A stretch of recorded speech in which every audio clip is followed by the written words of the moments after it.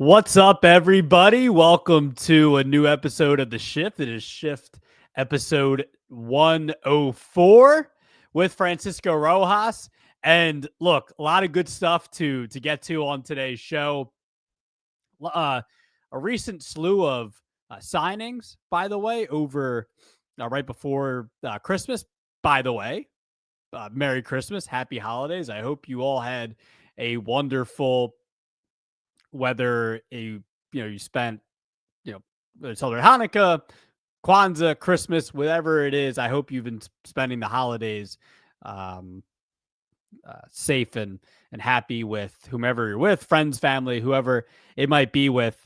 I know I had a good Christmas myself yesterday. I did work in the morning, but I came home and had the rest of the day with the family. And my mom did a lot as far as getting me and my siblings, whether gifts and making food. So love my mother. She does so much for me and the rest of my siblings. And yesterday was great. Played some football outside. We didn't play Thanksgiving this year, so we had to do that. Had to make up for that. Played some football outside. Gave my siblings a new football, so we went and did that. My friend also gave me some baseball cards. So I got a box of Topps Chrome, so I opened some of that. Got a Rhett Lauder rookie card that had its nice design on it. Got a bunch of other good stuff. I like my Mason Wynn. Had the same type of design too. I got a Mason Wynn card with the same type of design. A nice Fortune 5 Bryce Harper card. So I'm not like a super hardcore baseball card collector, but I'm still a fairly casual baseball card collector. So, but yeah, mom got me a baseball stadium calendar as well, and then a baseball trivia, this like one a day calendar type of thing where you rip off each day and it's a trivia question. So it was dope. But a lot of stuff, and I hope you had a wonderful holiday and New Year. 5 days, by the way. So we're gonna get to some recent signings in Major League Baseball. WBC USA roster is looking stacked. I want to do my favorite moments of 2025. Now, it's going to come from the 2025 season, and never really got a chance to do this earlier in the year after the season ended. When me and Nick Earnshaw, were doing shows. I don't think we ever did this, so I'm going to give you my top 5 favorite moments of 2025. We'll just do that since it's the end of the year. And then New Year's resolutions. Since we are upon the new year, I want to do 5 New Year's resolutions for 5. So let's say this: 1 New Year's resolution for 5 MLB teams. So 1 each. So I have 5 teams, and I have a New Year's resolution for each and every one of those teams. So stay tuned for that. But I wanted to start here. And this has been something I feel like has been debated in the last decade or so when it comes to the Baseball Hall of Fame. Should Baseball Hall of Fame ballots be public, or should they remain private? Back in 2016, we all thought, or writers thought, and fans alike thought, that way back in December of 2016, almost a decade ago now, in December of 2016, members of the BBWAA present at the annual meeting at the winter meetings voted 80-9 in favor of making it mandatory that all Hall of Fame ballots be made public.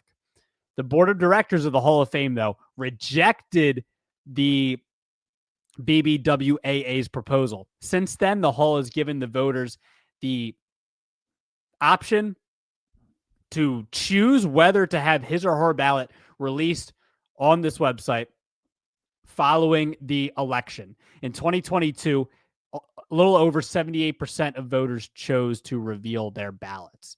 So this has been a conversation since probably the mid 2010s of this controversy, whether or not the BBWAA baseball writers, voters, if they should be able to either remain private, which is what it's been, even though that was rejected, or to remain public. And the reason why is because I think there's been, I think not even the last like 5 to, or so years. There's just been too many instances where it feels like, how do you not vote for this person? It's like Ichiro, we'll do something recent. Ichiro gets into the Hall of Fame and he gets everything but what? I think it was everything but one voter that didn't vote for him. And everyone and their mother knows Ichiro is a Hall of Famer.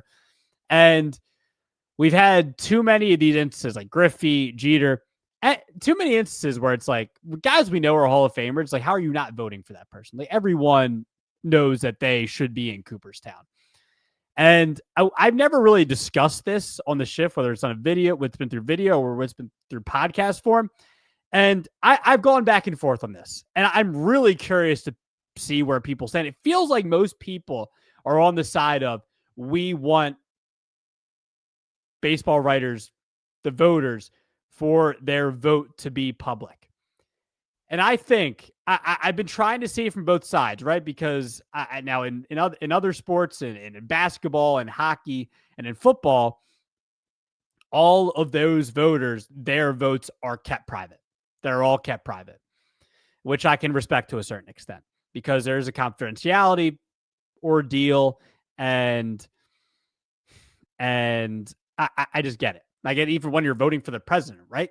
Your vote is kept secret because, to a certain extent, it makes sense for us to keep our, we shouldn't have to tell anybody, who we voted for or why we voted for that person when it comes to the presidential election.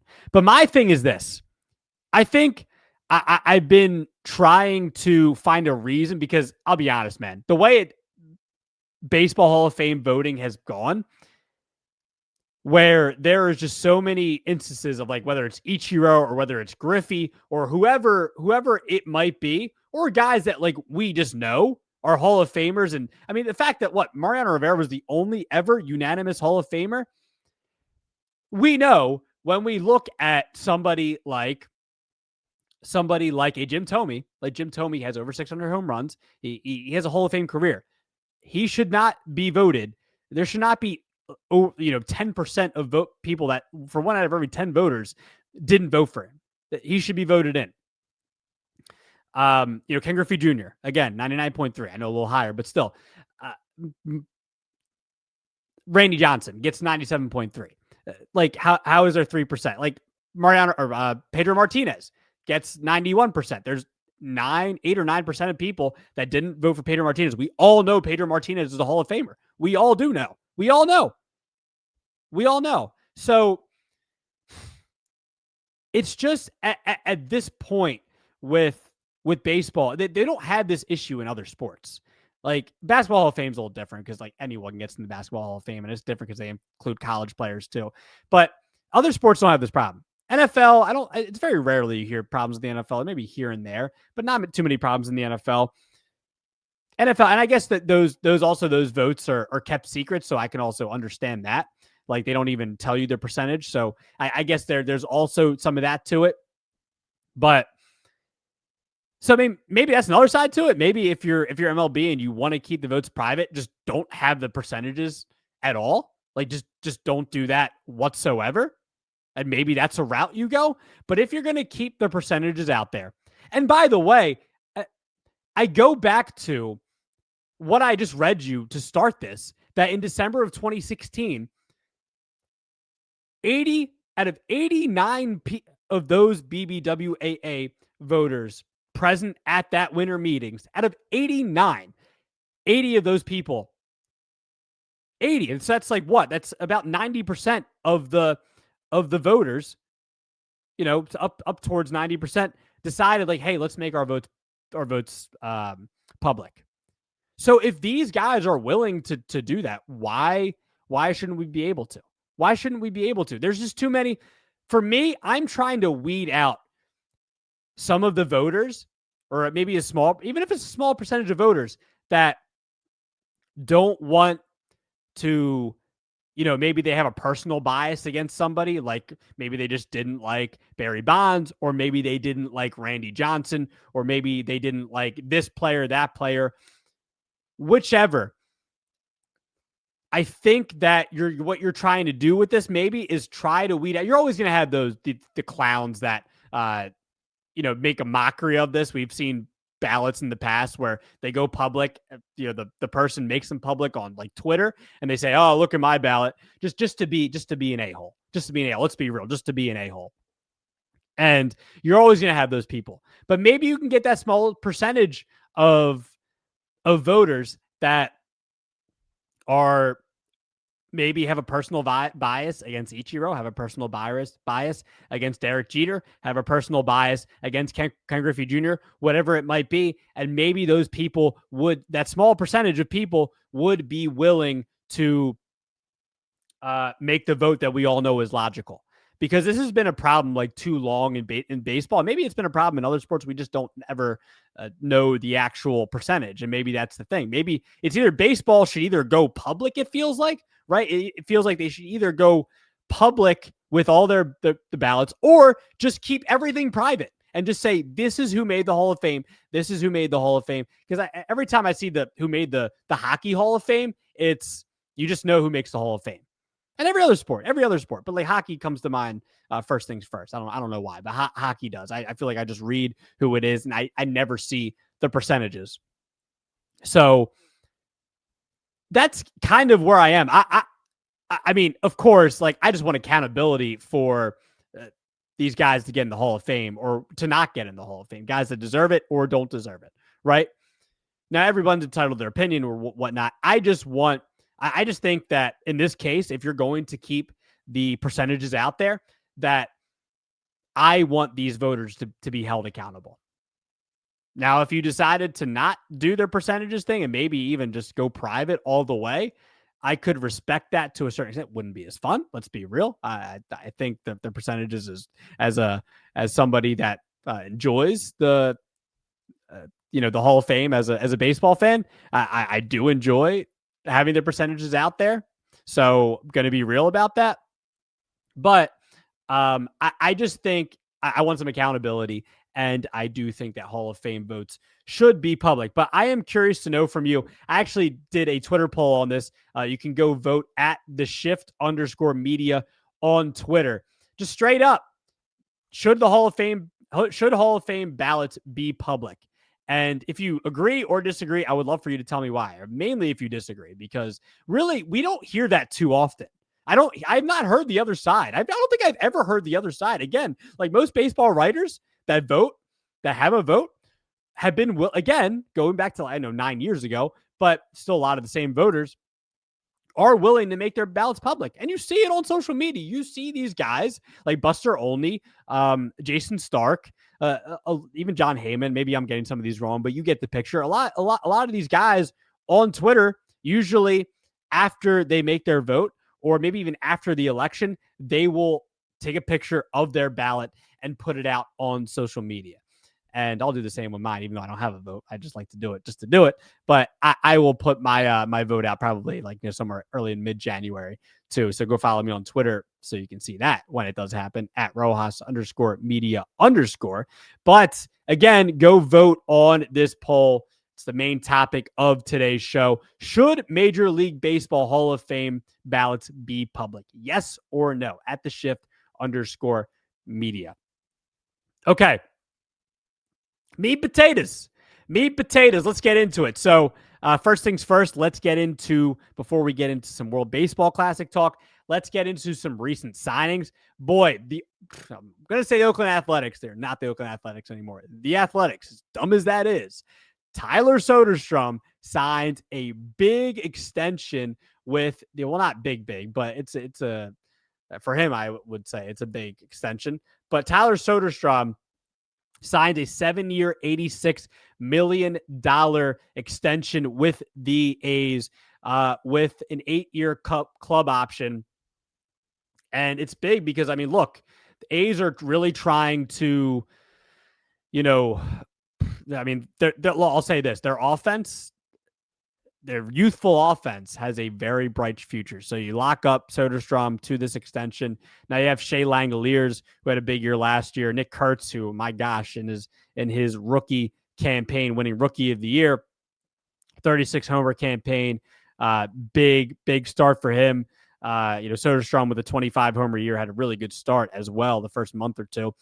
Lawrence Butler, Brent Rooker, who I guess Brent Rooker technically isn't like super now. He's like 31, but still like the future of this franchise. And Rooker, they gave a new contract to last year, and he signed through 2025. So the A's are, again, their offense at least. Jacob Wilson too. Don't let me forget Jacob Wilson as well, who was looking like he was going to win a batting title last year. Didn't end up doing that, but had a really good rookie season. The son of Jack Wilson, former Pirate, and A's looking good, man. So Tyler Soderstrom, 7-year, $86 million extension with the A's, kind of reminded me a little bit of the Braves when they've signed in the past, like Acuna, Strider, and all these guys to these. I think Michael Harris too. These deals where they have a bright future, and you're trying to get them to an extent to sign a contract now before they have maybe big years to come, and you end up having to pay for it then. But I mean, that's a steal for the A's. That's a steal for the A's so far, I think. Soderstrom getting that extension with the A's. The Marlins signing Pete Fairbanks. So Miami signs Pete Fairbanks. The Pirates signed Ryan O'Hearn. The Pirates trying to get Paul Skeens some help. They signed Ryan O'Hearn. They traded for Brandon Lau, within the last week. So Pirates trying to get Paul Skeens some help, and their offense looking a little better. You get Lau, you get Reynolds, O'Hearn, you got O'Neal Cruz. You have some of these guys in there now where, they look like a decent offense right now. I would say decent offense. I'm not going to say a good offense, but a decent offense. I mean, O'Hearn and, O'Hearn, it feels like is a type of a small market team would make, and I guess that is the Pittsburgh Pirates. So the Pirates signed Ryan O'Hearn. Munetaka Murakami signs deal 2 years, 34 with the White Sox. Wow, there was a lot of speculation over Murakami, what kind of deal he was going to sign. Like you saw a couple of different type of contracts where it's some ranging from 6-figure deal to, and then I saw a couple of other ones. I'm trying to think of exactly what it was, but Kylie McDaniel from ESPN put out one that was I think somewhere around 4 years, 90, something like that. Doesn't even get that. 2 years, 34. So a lot of people skeptical about Murakami and his strikeout rate, his chase rate, what it was, recently in Japan. He did have that season a couple of years ago where he won I think he won the Triple Crown and won MVP and things like that. But seems like teams are skeptical of what Murakami can really do in the majors, as he only signs a 2-year, $34 million deal. I'm saying only, like it's nothing. I mean, I guess in terms of, to ordinary people, yes, it's a lot of money, but still, I guess it's in terms of what there was speculation for him to get, that is fairly low. The White Sox also signed Sean Newcomb to a 1-year, $4.5 million deal. The Seattle Mariners signed Rob Refsnyder to a 1-year deal. And also, speaking of the A's, like I was earlier, or a couple minutes ago, with the Tyler Soderstrom extension, Jeff McNeil has been traded to the Athletics. So McNeil no longer a Met. We were wondering kind of when that deal was going to happen. There was some talk about, splitting up the guys that had been there for, a while, their core, whether, Alonso, Nimmo, and now McNeil, and all three of those are gone. So they're looking like they're really trying to change up the core and the DNA of the New York Mets. And those were three of the longest tenured guys there that I can really think of. Those were the three big ones.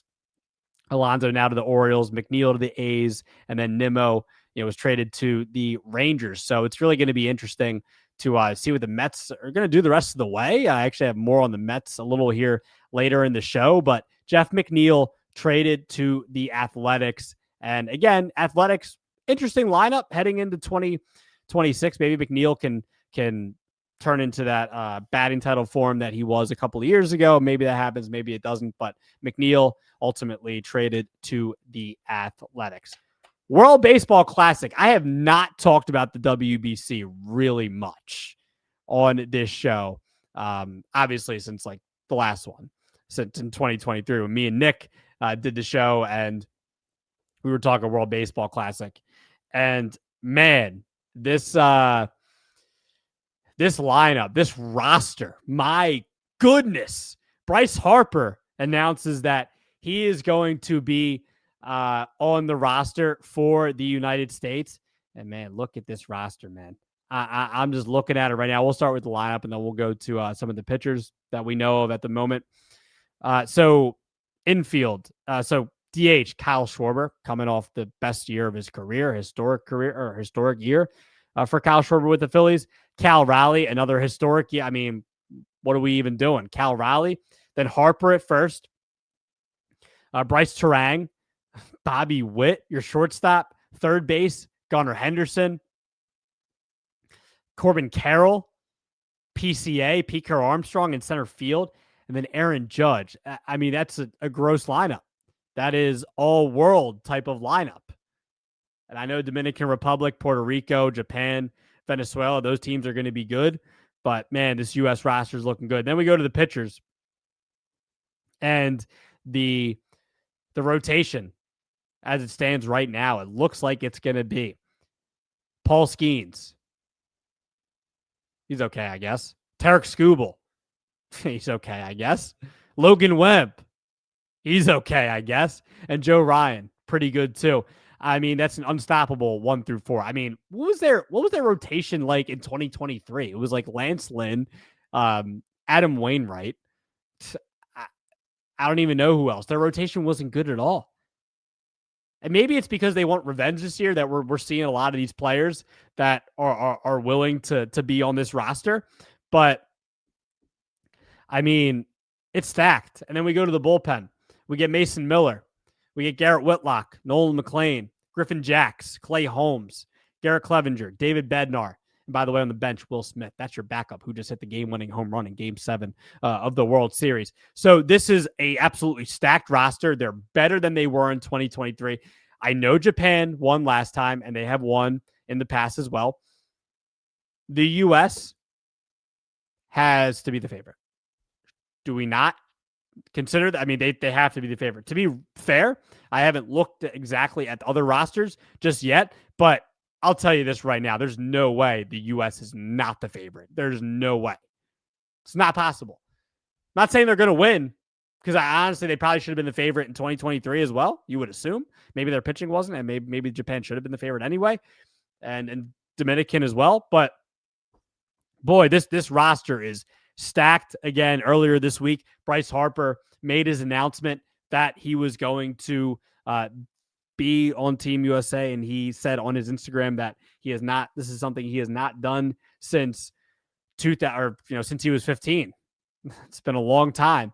And yeah, because he hasn't played on the World Baseball, played in the World Baseball Classic before. And I guess he wants to do this before maybe, another 3 years, and he'll be a little older. He'll be in his like mid to late 30s then. And he's already he's 33 now, I believe Bryce is. So just double checking. He's definitely 33. I checked the other day. Where is it?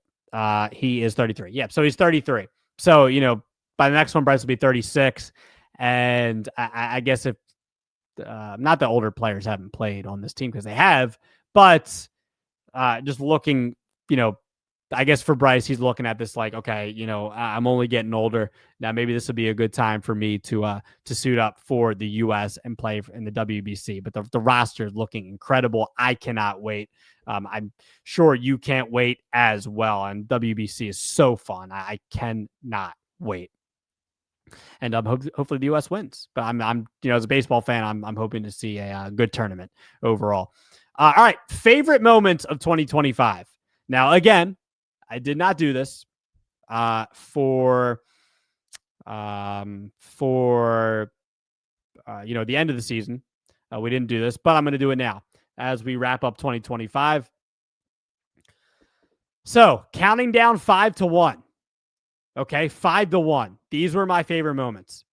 Denzel Clark's catch out in center field in Anaheim, or are they even Anaheim anymore?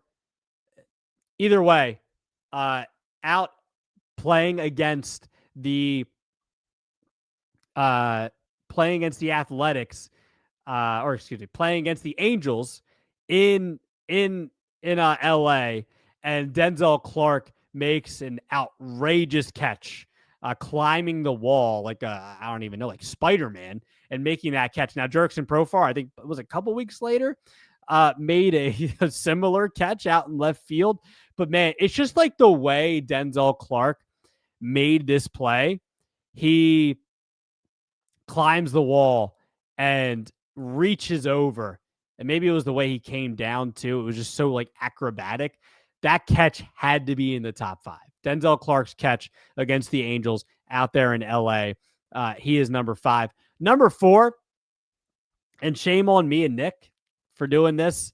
We actually did this game, Mariners Tigers ALDS game 5, where that went 15 innings, and the Mariners end up prevailing in extra innings in game 5 of the ALDS.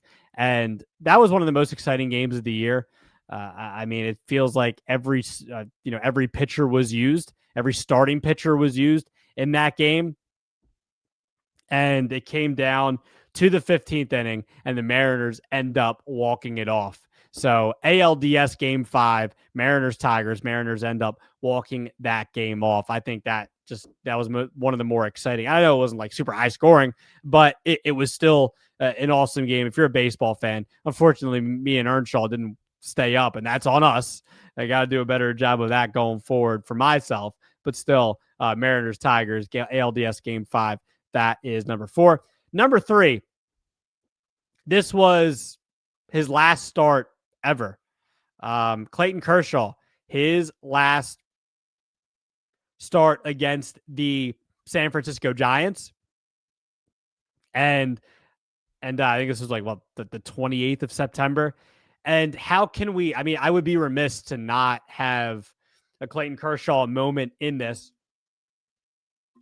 because he finishes a Hall of Fame career. I mean, Kershaw, I know he gets, a lot of flack for his postseason or lack of postseason success, in his career, but he is one of the best pitchers of his generation, probably the best. It probably goes, I would say, Kershaw, Verlander, Scherzer, somewhere around there. And maybe I'll have to do like a top 5 of their generation. Maybe I'll have to do that type of video, and maybe that's just coming to mind now. But either way, Kershaw is a legend. Kershaw is one of the best pitchers, since Pedro and Randy Johnson, and he's been one of the best pitchers of his generation. And it was really cool to have that moment where Kershaw was able to walk off the mound like he did against the rival, the San Francisco Giants. He had a pretty good outing too. He went 5 innings and only gave up a couple of runs. So Clayton Kershaw, congrats on a truly incredible career that Kershaw did have. Number 2, this is going to be on the list. I think both of these at 1 and 2 you could probably interchange, and maybe I am leaving one off on here. Maybe I'll leave it as an honorable mention here at the end. But we've never seen it before, and we definitely say this a million times when it comes to Shohei Ohtani. The NLCS 3 home run, 10 strikeout game is one of the best performances in baseball history. Are we ever going to see this again? Pretty good chance that it doesn't. If it does happen again, it's because it's because Ohtani does it again, or it's because we somehow get some more of these players like this in the future, these two-way players. But this is just a rarity. And it's not like we're going to start getting an influx of two-way players in Major League Baseball, or at least I don't think anytime soon. Maybe we will, but I think that remains to be seen. There's no words when it comes to this type of stuff with Ohtani. There's just no words. I don't really know what else to say. A 3-homer game, 10 strikeout, the way that he does it with Ohtani, especially on the mound, throwing 100 on his fastball, then throwing a devastating splitter, the way he does, there's really nothing else to say when it comes to Ohtani 3-home run, 10 strikeout game. It's just, what else can you say? And then number 1, we all know how this had to be on the list. And I actually put this over the Will Smith game-winning home run. I thought, as me and my mother were sitting there watching Game 7 of the World Series, when Miguel Rojas comes up with 1 out, And it looks like Jeff Hoffman, you feel like, okay, this is going to be the end. He's gonna, this is it's gonna be an ending to a great World Series. That, okay, the Blue Jays are gonna be World Series champs. And no, Miguel Rojas comes up with one out. Jeff Hoffman in there to close it out, and Miguel Rojas takes Jeff Hoffman deep. I think it was just the fact that it was someone like Miguel Rojas, who, these are players you don't expect to have these type of moments. You're like, and that's the thing you're thinking, is the bottom of the lineup. This stuff isn't going to happen. And Miguel Rojas ties up in game 7 of the World Series, down by 1. If I'm up there, I'm shaking in my boots. I'm not, this isn't going to happen. I mean, clutch in the clutchest of moments that you could possibly have. I guess somebody like Joe Carter, an ironic, a former Blue Jay, being in that same stadium, hitting almost that same spot, a little lower in 1993. Maybe that's more of a clutch moment because you win. But, I mean, I don't know. Is it, though? Like, and I'm trying to think of what the score was. Were the Blue Jays down? I feel like, were the Blue Jays down? Was that a 2-run home run? I forget. I can't believe I forget. Especially when it involves my favorite team, the Phillies. But it was the game-winning home run. But either way, out of all that, I think Miguel Rojas, the fact that you're down by 1, there's 1 out, that's so clutch because you have to have something. I mean, obviously his job was at least just get on base, but he ties it up. Yes, Will Smith's go-ahead home run, probably one of the moments of the year as well. Doesn't make my top 5, but it's definitely in the top 10 for sure. But Miguel Rojas, being him, the player, the situation, I just think it has to be number 1 to me. And to put this over even the Dodgers winning the World Series, which is probably one of the moments of the year too. But I would say the Miguel Rojas tying game 7 of the World Series in the 9th inning with 1 out. That's my number 1 moment of the year. But all 5 of those to me were some pretty incredible moments of 2025. So let me know your thoughts too. You can tweet me at Rojas_media_ and let me know what you think of the my list and what I miss and what did I not put on here. I'm putting Will Smith as an honorable mention, by the way, his go-ahead home run.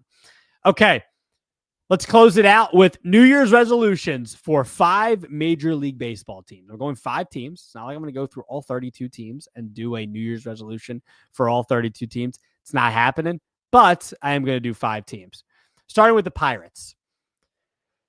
And I think this is an obvious one. Maybe we get the obvious out of the way. Do your best to keep Paul Skeens a Pittsburgh Pirate. I just think it's bad for the sport seeing somebody like Paul Skeens in the midst of a Cy Young year, his first Cy Young year, and him being as young as he is, and him being, I mean, one of the scariest pitchers we've ever seen. I'm not even going to just go since Pedro or since this guy or since that guy. No, or since Randy Johnson. No, Paul Skeens is one of the scariest pitchers we've ever seen. And it's bad. It's really bad for the sport that somebody like the Pirates potentially have to trade him. Do your best to keep Paul Skeens a Pirate. And I know they're trying to spend, and they offered Kyle Schwarber a contract, and I know they traded for Brandon Lau, and they get Ryan O'Hearn, and making moves so far this offseason, and that's great, but you need to do your best to keep Paul Skeens a Pittsburgh Pirate. No ifs, ands, or buts about it. It's one of the faces of the sport already. It's a bad look for baseball, just like I think it's a bad look for baseball and bad look for the Hall of Fame for guys like Barry Bonds and Roger Clemens to not be in. I think that has honestly taken some interest away from people for the Hall of Fame. Bad things for the sport, and this is one of those bad things for the sport that somebody like Paul Skeens, he needs to stay a Pittsburgh Pirate. He has to. Do your best, Pittsburgh. I mean, I know they're trying now, technically, but we'll see. Do your best. Okay. My resolution for the Baltimore Orioles. I don't know if getting cute is necessarily the right term here, but I need them to make more obvious moves. The Taylor Ward move, weird still. I still don't get it. Maybe it's going to make us all look like a fool, but it's still dumb. They need to fix their pitching. So the Pete Alonso move, I guess kind of obvious, sort of. I mean, it makes them better for sure. I mean, you're signing a big free agent there. I just want them to make obvious moves. Sign Framber Valdez. Sign Ranger Suarez. Ryan Helsley, a little bit obvious. I still wouldn't. Helsley's still like a weird one, just the way his, half of the season, the back half of the season ended up last year with the Mets. But maybe that does make sense for the Orioles. Make the right decision and sign good. And I know Shane Baz is kind of a good deal, but I don't understand that either. Just like you threw all this money at Pete Alonso. Why don't you throw all the money at Framber Valdez?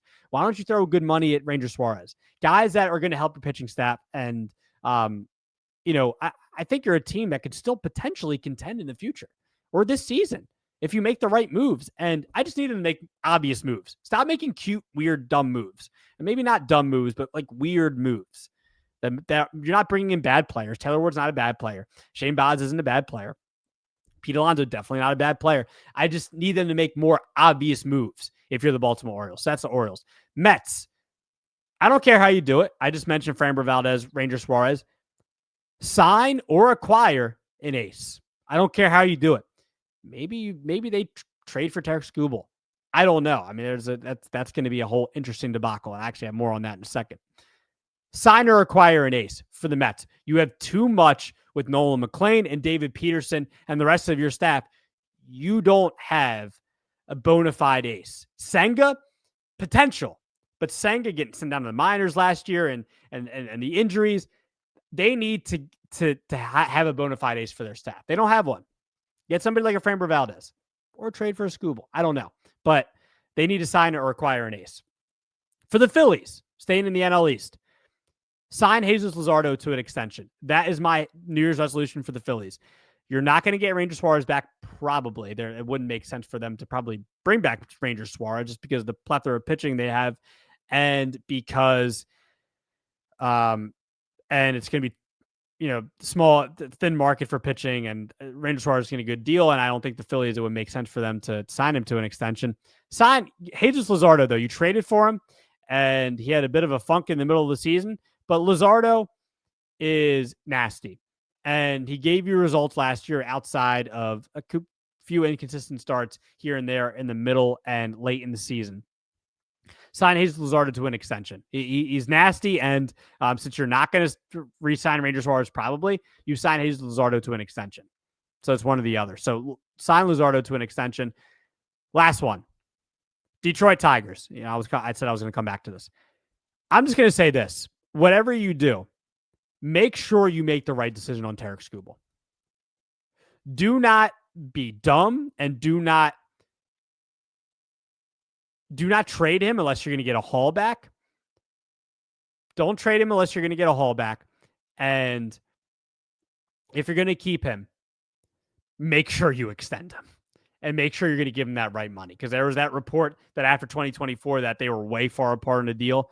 And honestly, I look at somebody like Skubal and I would have probably done the same thing and just laugh at that. Apparently they were like $100 million off on an offer. So make the right decision if you're the Tigers, man. I'll be honest, man. I don't really know what the right decision is. Like, on one hand, trade him because, like, if you're not going to give him that money, then get a haul back. Make sure you get a haul, though. But on the other hand, he's like one of the best pitchers right now in baseball, and he's not stopping anytime soon, I don't think. So make sure that's my New Year's resolution for the Tigers. Make sure you make the right decision on Tarek Skubal. So those are my 5 New Year's resolutions for 5 different MLB teams. So that will do it for today's show. Let me know where you are at on all of this. Hall of Fame ballots, should they be public? The World Baseball Classic, this U.S. roster stacked. Favorite moments of 2025. What did I leave out? Or what did you like? What did you not like? New Year's resolution for 5 MLB teams.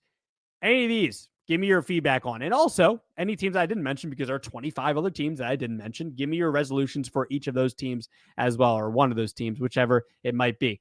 So let me know in the YouTube comments. Let me know on Twitter. You can follow The Shift on Twitter, TikTok, Instagram. You can follow me on Twitter, TikTok, and Instagram. So I'll have a link to a bunch of this stuff in the description anyway on YouTube. But make sure you go follow, like, subscribe, all that good stuff.